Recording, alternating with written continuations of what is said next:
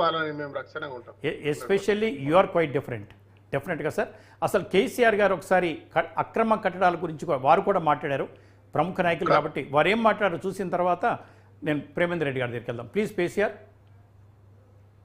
28,000 అక్రమ కట్టడాలున్నాయండి హైదరాబాదులో. వర్షం నీళ్ళని తీసుకుపోయేటువంటి నాలాల మీద, స్టామ్ వాటర్ డ్రైన్స్ మీద 28,000 అక్రమ కట్టడాలని మెర్సీలెస్ గా ఒకటి మాత్రం చేస్తున్నాం. ప్రతి సర్కిల్ కు ఒక ఫ్లయింగ్ స్క్వాడ్ పెట్టమని ఇప్పుడు చాలా సీరియస్ ఆదేశాలు ఇవ్వడం జరిగింది. హైదరాబాద్ లో అక్రమ కట్టడం కడితే నిర్దాక్షిణ్యంగా కూల్చివేస్తాం. ఇక నుంచి అక్రమ కట్టడాలు ఎట్టి పరిస్థితుల్లో హైదరాబాద్ లో అనుమతించబడే. నంబర్ 1. కట్టదలుచుకున్న కూడా నేను హెచ్చరిక చెప్తా ఉన్నా, కట్టి మీ ఆస్తి చెడగొట్టుకోకండి, డబ్బులు పాడు చేసుకోకండి. దయచేసి నిర్దాక్షిణ్యంగా ప్రభుత్వం కూల్చివేస్తుంది ఒకటి, లేకపోతే ఇటువంటి సిచ్యువేషన్ వస్తుంది. తర్వాత ఈ 28,000 నాలాల మీద కట్టిన అబ్స్ట్రక్షన్స్ కూడా తొలగించాల్సిన అక్కర ఉంటుంది. మీడియాతో నా ప్రార్థన, దయచేసి మీరు ఇప్పుడు ఎట్లయితే రిపోర్ట్ చేసినారో సమస్యను, ఇవి కూల్చేటప్పుడు కూడా మీరు పాజిటివ్ ధోరణితో కరెక్ట్గా కూలుస్తున్న ప్రభుత్వం మీద సపోర్ట్ చేయాలి. అది ధర్మం. ఎస్ ప్రేమేందర్ రెడ్డి గారు నమస్కారం సార్. నమస్కారం సార్. కేసీఆర్ గారు మాజీ ముఖ్యమంత్రి, బీఆర్ఎస్ పార్టీ అధ్యక్షులు కూడా కరెక్ట్గా చెప్పారు సార్. 1955 అనేది కేంద్ర చట్టం. ఆ చట్టం ప్రకారం అక్రమం నిర్మాణాలు చేయకూడదు, డీవియేషన్ చేయకూడదు. ఆక్యుపెన్సీ సర్టిఫికేట్ వచ్చిన తర్వాత ఆ బిల్డింగ్లో ఎటువంటి మార్పులు చేయకూడదు. మార్పులు చేస్తే ఆ బిల్డర్ని అరెస్ట్ చేయాలి, ఆ విధవలందరినీ లోపటేసేయాలి. తర్వాత రికవరీ ఆఫ్ యాక్ట్ కూడా పెట్టాలి. దాన్ని మనం ఎవరు సమర్థించట్లేదు సార్. కానీ హైడ్రా ఏర్పాటును కూడా హానరబుల్ హైకోర్టు సమర్థించింది సార్, వ్యతిరేకించలేదు. కానీ వారు అనుసరిస్తున్న విధానం అంటే పేద ప్రజలు ఎవరైతే ఇల్లు కట్టుకున్నారో వాళ్ళకు నోటీసులు ఇవ్వండి, ప్రాపర్ టైం ఇవ్వండి, ఆ టైం లోపల వెకేట్ చేయకపోతే అప్పుడు ఇంకొక నోటీస్ ఇవ్వండి, అలా యాక్షన్ తీసుకోండి. మీ యాక్షన్ ప్లాన్ ఏంటో చెప్పండి. సాటర్డే సండే ఎలా కూలగొడతారు, చిన్నపిల్లలు ఉంటారు, ముసలి వాళ్ళు ఉంటారు, మరి రోగులు ఉంటారు, వీళ్ళందరూ కూడా గమనించారా? పేద ప్రజల జోలికి ఈజీగా వెళ్ళగలుగుతున్నారు. మరి 100% నేను చెప్తున్నాను సార్, మినిమం 200 బిల్డింగ్స్ ఉంటాయండి. హైదరాబాద్ వెస్ట్ వెళ్ళండి, రాయదుర్గం వెళ్ళండి, ఎంతమంది అక్రమార్కులు వేల కోట్లు సంపాదించారో వాళ్ళంతా, నేను అంటే అనకూడదు కానీ ఈ ప్రాంతం వాళ్ళు ఏం కాదులేండి, అంత సంపాదించే అలా చేసే మన ప్రజలుగా అలాంటి స్థితి ఉంటే ఇక్కడ ఎందుకుంటాం? అలాంటిది నేను వేరే బయట నుంచి వచ్చిన వాడు ఎంత అక్రమంగా దోచేసుకున్నారంటే దయచేసి బయట పెట్టండి. ఈ చిన్న విషయం ఒకటి మీ దృష్టి తీసుకొస్తాను సార్. మన పక్కనున్న తమిళనాడు ఉంది, ప్రభుత్వాలు అక్కడ మారుతూ ఉంటాయి, పార్టీల మధ్య విపరీతమైన గొడవలు ఉంటాయి, కొట్టుకునేదాకా వెళ్తారు. కానీ రాష్ట్రం కాపాడుకోవాల్సిన విషయం వచ్చినప్పుడు మాత్రం వాళ్ళంతా ఒకటి అవుతారు సార్. మీరు కోయంబత్తూరు చూడండి, ఇంజనీరింగ్ పరిశ్రమ అభివృద్ధి చెందింది. సేలం చూడండి, స్టీల్ పరిశ్రమ అభివృద్ధి చెందింది. అలాగే ఈ రోడ్డు కానివ్వండి, తిరుపూర్ కానివ్వండి, ప్రతి బండ సార్ అక్కడ. కానీ కాటన్ పరిశ్రమ ఎంత దేశం మొత్తానికి సప్లై చేసే అంత కాటన్ పరిశ్రమ ఉంది. అలాగే చిరుచెందూరు కానివ్వండి, తర్వాత తిరుచిరాపల్లి కానివ్వండి, శ్రీరంగం కానివ్వండి, కావేరీ బెల్ట్ అంతా, కావేరీ బేసిన్ అంతా వరి పండిస్తారు.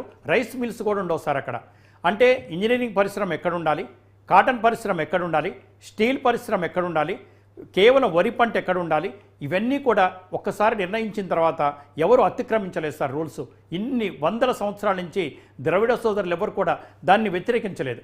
ఏ పార్టీ వచ్చినా దాన్ని విధ్వంసం కూడా చేయలేదు సార్. అలాంటి మంచి సంస్కృతి మన దగ్గర కూడా రావాలి సార్.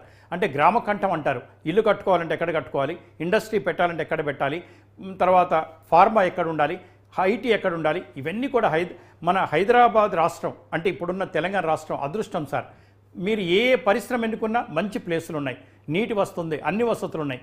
కానీ దయచేసి పేదల మాటను దాక్కున్న పెద్దవాళ్ళ గురించి వాళ్ళని చూసి బూచిగా చూపించి మన హైదరాబాద్ని తెలంగాణని పాడు చేసుకోవద్దు సార్. ఒక మంచి తెలంగాణ నిర్మించే అవకాశం, అధికారం మీ అందరికీ ఉన్నాయి. నమస్కారం సాంబశివరావు గారు, మీకు మరియు డిబేట్లో పాల్గొంటున్న యొక్క పెద్దలకు, మీ ద్వారా వింటున్న యొక్క ప్రజలకు అందరికీ కూడా హృదయపూర్వక నమస్కారం. మీరు చెప్పింది చాలా చక్కగా చెప్పారు, వాస్తవ విషయాలు చెప్పారు. ఇది ఏదైనా కూడా మనకు ప్రభుత్వం మంచి విషయం తీసుకొస్తే ఎప్పుడైనా హర్షిస్తారు. తర్వాత అక్రమంగా చేసే దానిపైన ఎవరు ఎదిరించినా సినిమాలో కానీ బయట కానీ దాన్ని కూడా ప్రజలు అప్రిషియేట్ చేస్తారు. కానీ దాని ముసుగులో ఇతరత్రా చేస్తే మాత్రం తప్పక వ్యతిరేకిస్తారు. ఇవాళ నేను ఒకటే విషయం చెప్పేది, ఎఫ్టిఎల్ ఫుల్ లెవెల్ ట్యాంక్ అది కనుక ఉంటే, ఆ లోపల ఉంటే మీరు కొట్టేస్తే కూడా ఎవరేమన్నారు. మీరు అన్నట్టు ఏంటంటే సహజ న్యాయ సూత్రాలు అనేది పాటించాలి. ఏమవుతుంది, ఓ నెల రోజులు పోతే 2 నెలలు పోతే, మీరు చేయాలని కనుక మీకు ఖచ్చితంగా కనుక ఉంటే నోటీసులు ఇచ్చి కోర్టుకు పోయి ఎన్ని చేసినా 2-3 నెలల్లో మీరు చేయొచ్చు, చేయాలనుకుంటే. అది కనుక 3-4 నెలలు ఎడైతుంది. అంటే నేనేమంటున్నానంటే అన్ని కాదు, ఇప్పుడున్న ఫాస్ట్ ట్రాక్ సిస్టము ఇది చేయొచ్చు. అన్న ప్రేమధర్ అన్న, పెద్దలు మీరు మళ్ళీ చెప్తున్నారు, సామాన్యుడు పేదవాడు పోడన్నా దీంట్లో అంతా పెద్ద పెద్ద బడాబాబులు ముందుండి మరి ఎమ్మెల్యే గారు నేను మీకు ఇస్తాను. అంటే ఇక్కడ జూమ్ అందరూ జూమ్ లో ఉన్నారు సార్, డిస్టర్బ్ అవుతా ఉంది. ప్రేమేందర్ రెడ్డి గారు మాట్లాడిన తర్వాత మీకు ఇస్తాను sir, please. Yes, Premender Reddy గారు మాట్లాడండి. ఒక్కటి, మీరు ఇప్పుడు మన చట్టం ఏం చెప్పిందంటే 100 మంది దోషులు తప్పించుకున్న ఒక నిర్దోషికి శిక్ష పడవద్దు అని చెప్పారు. అంటే దాని అర్థం 99 మంది తప్పించుకోవాలని కాదు, కానీ నిర్దోషికి ఎట్టి పరిస్థితుల్లో కూడా శిక్ష పడద్దు అన్నారు. ఇవాళ ఒక అమాయకులు, పేద ప్రజలు, మధ్యతరగతి వాళ్ళు దెబ్బతినొద్దు. కానీ హైడ్రాలో జరిగిన యొక్క సంఘటనలో అలాంటి వాళ్ళు ఘోరాతి ఘోరంగా దెబ్బతిన్నారు. తర్వాత వాళ్ళు వాళ్ళకు టైం ఇవ్వకుండా వేరే వాళ్ళ దగ్గర లీజుకు తీసుకున్న దాన్ని కూడా అందులోకి వెళ్ళి సామాన్ తీసుకెళ్తుంటే కూడా ఏమాత్రం అవకాశం ఇవ్వకపోవడం వల్ల ఒక ఆమె ఊరేసుకొని కూడా చనిపోయింది. అనేక సంఘటనలు చెప్పాలంటే సోషల్ మీడియాలో వస్తున్నాయి, మీడియాలో వస్తున్నాయి, జరుగుతున్నాయి. మేము కూడా ఒక దగ్గర మొన్న ఈ మూసి దీనికి సంబంధించిన దాంట్లో ఈటెల రాజేందర్ గారు, మా మహేశ్వర్ రెడ్డి గారు, మేమందరం కూడా ధర్నాలు కూడా పాల్గొన్నాం, మా కార్పొరేటర్స్ మిగతా.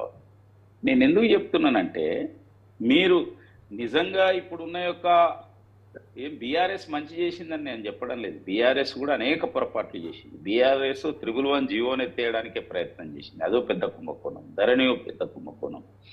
మరి ఇవి అన్నీ అన్నారు, కానీ మీరు ఏం చేయడం లేదు కదా. ధరణి పైన ఇంతవరకు ఏం చర్య తీసుకోలేదు. మరి 1,00,000 కోట్ల కుంభకోణం అన్నారు, ఏమైంది? ఇన్ని రోజులు అయిపోయింది ధరణి.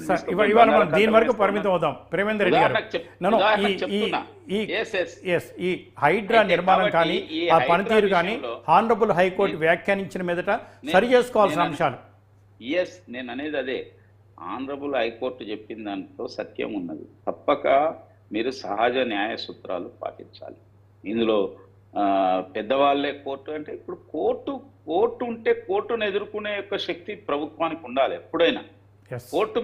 కోర్టు తలుపే తట్టొద్దు అనడం అనేది అది నియంత్రింపమైంది. కోర్టు తలుపు దట్టిన తర్వాత కూడా దాన్ని ప్రభుత్వం న్యాయం ఉంటే గెలవాలి. అలా కాకుండా కోర్టుల్లో ఇంకా అంటే సిస్టంలోనే ఎక్కడో పొరపాటు ఉన్నట్టు. అదే అన్ని సందర్భాల్లో అట్లా ఉండదు. అనేక కోర్టులు మనకు స్పష్టమైన తీర్పిస్తే కూడా మరి మీరు అమలు చేయడం లేదు. ఇప్పుడు నేను చెప్పొద్దు కానీ కొన్ని ప్రార్థన దాని విషయంలో లౌడ్ స్పీకర్స్ని ఎత్తేయమని ఎప్పుడో కోర్టు తీర్పిచ్చింది. మీరు ఇంప్లిమెంట్ చేస్తున్నారా? ఇప్పుడు కోర్టు చెప్పిన మాత్రం మీరు ఏం చేయడం లేదు కదా. ప్రేమేందర్ రెడ్డి గారు, ఒకటే సార్, ఒకటే మీరు చెప్పింది వాస్తవం సార్. చట్టాలు చేసేటప్పుడు, జీవోలు విడుదల చేసేటప్పుడు న్యాయ కోవిధుల సలహా తీసుకోవాలి. ఒకవేళ ఎవరన్నా హానరబుల్ హైకోర్ట్స్ కానీ సుప్రీంకోర్టులో ఛాలెంజ్ చేస్తే కూడా ఆ జీవో చట్టం నిలబడే విధంగా ఉండాలి.